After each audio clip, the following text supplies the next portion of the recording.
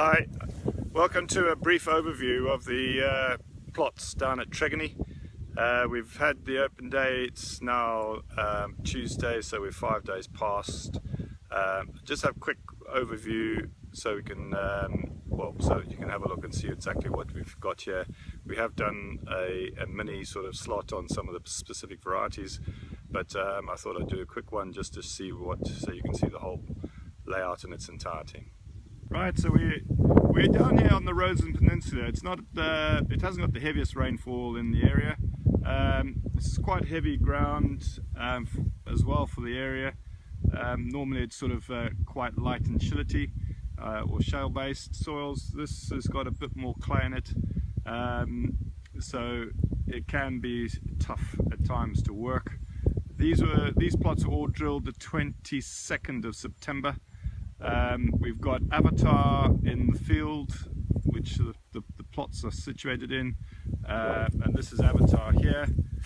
Just have a look here. This is just to show you how clean this crop is. It's the highest yielding variety in Ireland. It's recommended in Ireland. It's what I'd call a maritime wheat. It's an Istabrac cross with lime on the recommended list. The other variety, which is Istabrac cross, is Leeds, which is Istabrac cross with Robigus. This is a cleaner version of Leeds, if I was to be pedantic, and it's got the same sort of yield. But yeah, nice to see it very, very clean, which will become apparent when we look at some of these others. Right, so the first plot up is Solstice. Solstice is a bit older, milling wheat, group 1. But if you have a look in here, you can see the level of disease. We know, Solstice is not the cleanest variety. It's getting a bit older, but millers love it. So as you can see, not a lot of leaf area left on this. The flag leaf is still just hanging in there, and this is, yeah, pretty dirty stuff. Next up, we got Edgar.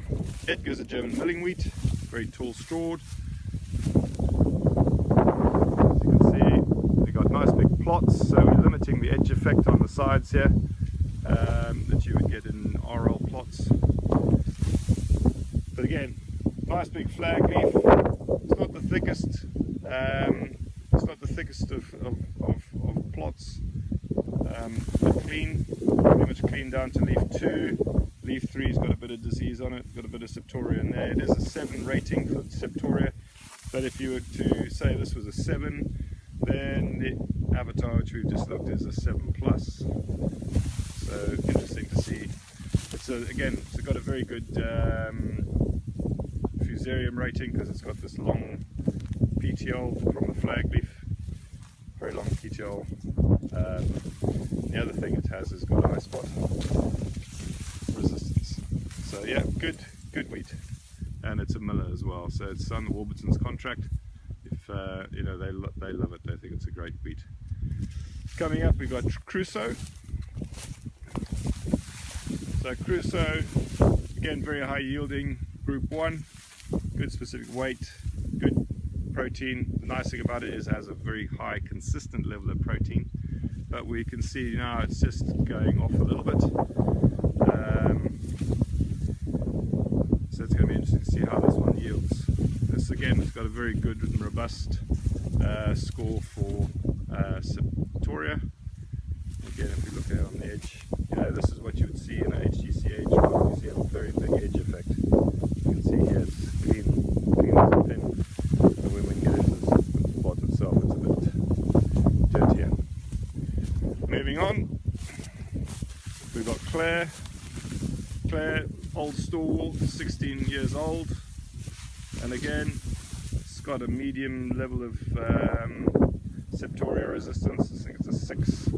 But yeah, it seems to be a bank. Yeah, it just seems dependable. You can plant it any slot from sort of September through till March. And it still delivers a yield, but it is, it's down sort of 96%. It's funny saying that. 2 years ago it was the highest, one of the highest yielding varieties on this setup here. And there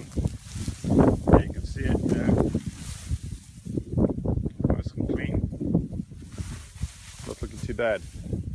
Moving on, we've got Invicta. So you can see here, this will be the interesting point. So have a look at this Invicta here. This is just normal Invicta without any film coat or seed treatment. This is not Nickerson's original. You can see here there's quite a bit of Septoria coming into that now. But a good wheat, and it's being superseded to a degree now by Zulu. Again, it's got good Septoria, it's got big fat ears, good specific weight, and it's got the soil borne mosaic virus resistance characteristic. Moving on, Alchemy. This used to be one of the biggest varieties in the West Country. Certainly when I first joined Nickerson's, Alchemy was, you know, a very strong variety down here. Seems to be getting a bit more Septoria now. It used to be rated as 7. I would say this is now below 6. But yeah, it's dependable, and it still yields. Yeah, it's not up at the top, but it's certainly, yeah, it's a dependable variety, consistent. It used to be classified as late.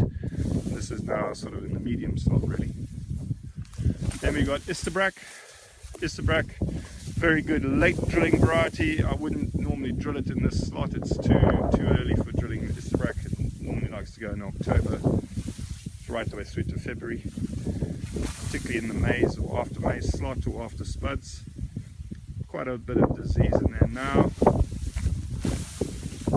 It's nice and stiff, and nice big bold berry, which is its great characteristic. It has a really good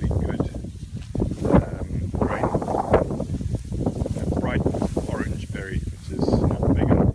This is what, you know, it's what you want to see. Moving on again, Horatio.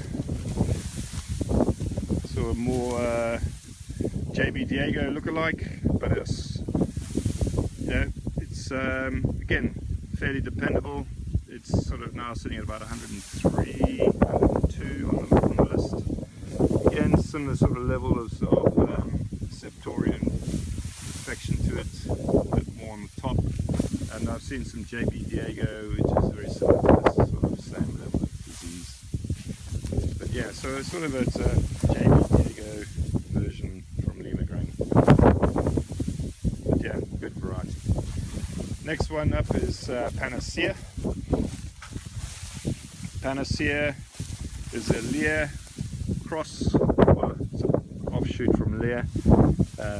Tall, slightly taller strawed, big biomass variety, and you can see there, you know, we've got some Septoria down the lower leaves, but the top leaves are basically clean. The flat leaves are clean.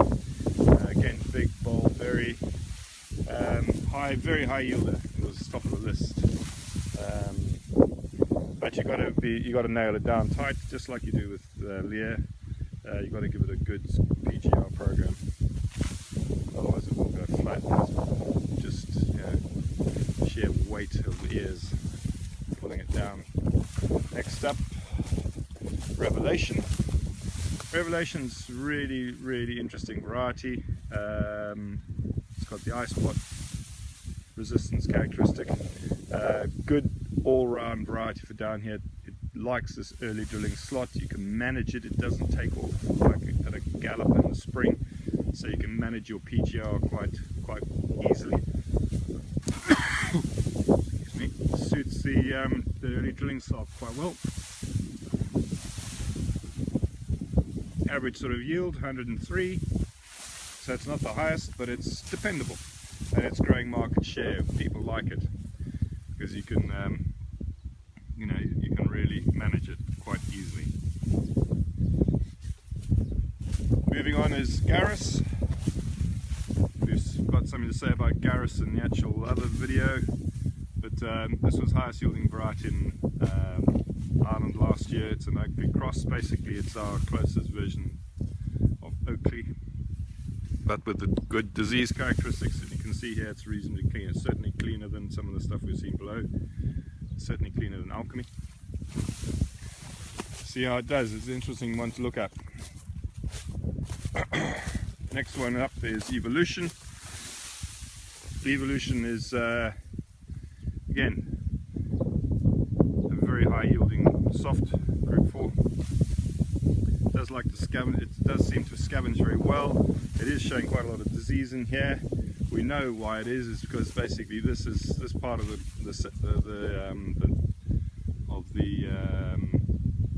plots has not had a T2. We've had a boom shut off on one section here. You can just see it there with the difference in height. So it missed out on one growth rec. If you look at it on this side of the track, it's much cleaner. So you know, that T2 definitely has done its job. Energize is a variety which is not going to go anywhere. Again, it's a Lear Cross. Britannia. Britannia is a new highest yielding group 3. Very interesting variety. It certainly has looked good all the way through. It is now just starting to change. You can see there's a bit of disease creeping at the bottom. Good variety. This is going to be the one to watch in terms of if you're looking for something slightly more, maybe to go into pasties down in Cornwall. That's good for the slot. We've already talked about Tybolt. This is Tybolt. You can see now that it's starting to give up with Septoria. It was clean last week, but it's amazing how it's changed in 5 days. And again, you can see the blind sites here in the tips of the ears, because it doesn't like being put under that kind of pressure and planted in September. Now we come back up to Avatar, and again, chalk and cheese. You know, those ones are going off quite quickly. This one's still clean as a lick, clean virtually to the bottom, hardly any disease in it at all, which is quite remarkable. You know, absolutely incredible how clean this variety is. And it's looking very good. My money is that this will still be the top yielding variety in this year. And then again we come up here to Invicta. This is the Invicta, which is Nickerson original seed. And if we look in here, you can see much cleaner all the way down to the bottom. Well, not quite to the bottom, but certainly leaf 3. Leaf 2 is clean. There's some disease, a little bit of disease on leaf 3, but in the main it's clean. So this GPA definitely does have an impact on the health of the crop or health of the plant, and as such, you know, more healthy plants, stronger root systems, plants are better able to take up nutrients, and that means they're healthier, they're under less stress, and therefore probably less prone to rampant disease. Interesting stuff. Anyway, that's just a brief overview. As I say, there's another video which has got everything in detail. Thank you. Cheers for now.